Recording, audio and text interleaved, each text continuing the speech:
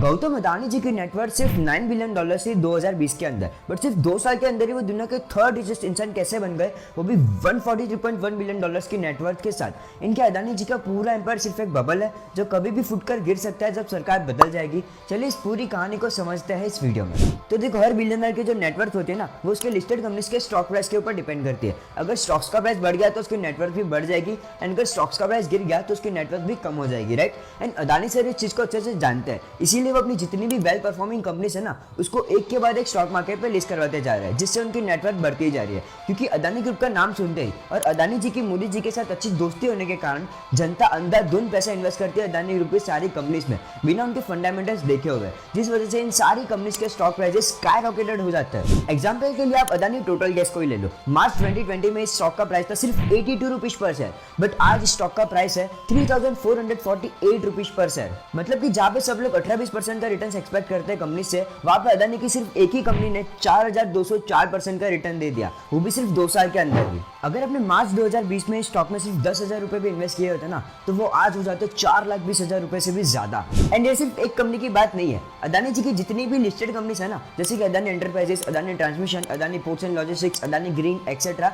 इन सभी के stock prices में बहुत ही बड़ा ट्रेमेंडस ग्रोथ देखने को मिला है पिछले 2 सालों के अंदर, जिस वजह से गौतम अदानी जी वर्ल्ड रिचेस्ट पर्सन की रेस में एक के बाद एक सबको पीछे छोड़ते जा रहे हैं। पर यहाँ पर एक चीज बड़ी गड़बड़ी वाली है कि इनकी जितनी भी कंपनीज के स्टॉक प्राइसेस में इतना बड़ा ग्रोथ हुआ है ना, वो इसलिए नहीं हुआ कि इन कंपनीज के प्रॉफिट्स बहुत ज्यादा बढ़ गए हो, या इन कंपनीज ने दुनिया से हटके कोई बहुत ही बड़ा स्काई रॉकेट वाला काम कर दिया हो जो कभी पहले हुआ ही नहीं है। इसीलिए जिस स्पीड से इतनी ऊपर गए ना, उसी स्पीड से इतनी नीचे भी आ सकता है। तभी तो इनके नेटवर्थ में कभी $17 बिलियन कम हो जाते हैं एक ही दिन में, कभी $6 बिलियन कम हो जाते हैं, कभी $3.6 बिलियन कम हो जाता है। एंड हो सकता है कि आप जब तक ये वीडियो देख रहे हो तब तक ये थर्ड रिचेस्ट पोजीशन पर हो भी ना।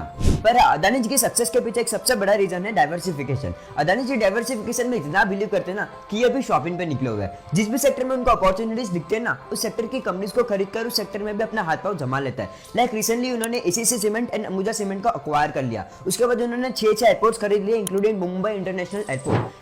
बट ये जितनी भी कंपनीज को खरीदते हैं ना, वो अपने जेब के पैसों से नहीं खरीदते, ये बैंक से लोन लिए हुए पैसों से ही खरीदते सब कुछ, जो अपने आप में सबसे बड़ा रिस्क फैक्टर बन जाता है अदानी ग्रुप के लिए। क्योंकि अगर हम बात करें अदानी ग्रुप के करंट कर्जे की, करंट डेब्ट की, तो वो है 2,20,000 करोड़ से भी ज्यादा का। क्योंकि इनके जितने भी बिजनेसेस है ना, वो शुरुआत में बहुत ज्यादा पैसा खाएंगे, बट एक बार सेटल होने के बाद फ्यूचर में बहुत ज्यादा पैसा कमा के भी देंगे। सो अगर इनकी कंपनी फ्यूचर में प्रॉफिट कमा के देती है तो वेल एंड गुड, वरना इनकी हालत भी फ्यूचर में अनिल अंबानी जैसी हो सकती है। एंड अगर हम बात करें अदानी जी एंड मोदी जी की अच्छी दोस्ती के बारे में, तो यहाँ पर एक चीज तो पक्की है कि मोदी जी ने अदानी जी को बहुत बड़े बड़े फेवर्स दिए हुए हैं। एंड ये सिर्फ अदानी जी की बात नहीं है, हमारी गवर्नमेंट हर एक बिलियनर को बहुत ज्यादा फेवर्स देती रहती है, क्योंकि मोदी जी अच्छे से जानते हैं कि इन बिलियनर्स एंड उनके बिजनेसेस के कारण ही हमारा देश एक्चुअल में ग्रो कर रहा है। एंड अगर अदानी जी की बात करें ना, तो जब 1993 में इनको मुंद्रापुर की जमीन अलॉट की गई थी ना, तो वो सिर्फ 10 पैसे पर स्क्वायर मीटर के भाव पर अलॉट की गई थी चिमन भाई पटेल के द्वारा, जो कांग्रेस के चीफ मिनिस्टर थे। फिर 1995 में जब फिर एक बार इनको जमीन अलॉट की गई, तो वो सिर्फ 1 रुपए पर स्क्वायर मीटर के भाव पर अलॉट की गई थी केशु भाई पटेल के द्वारा,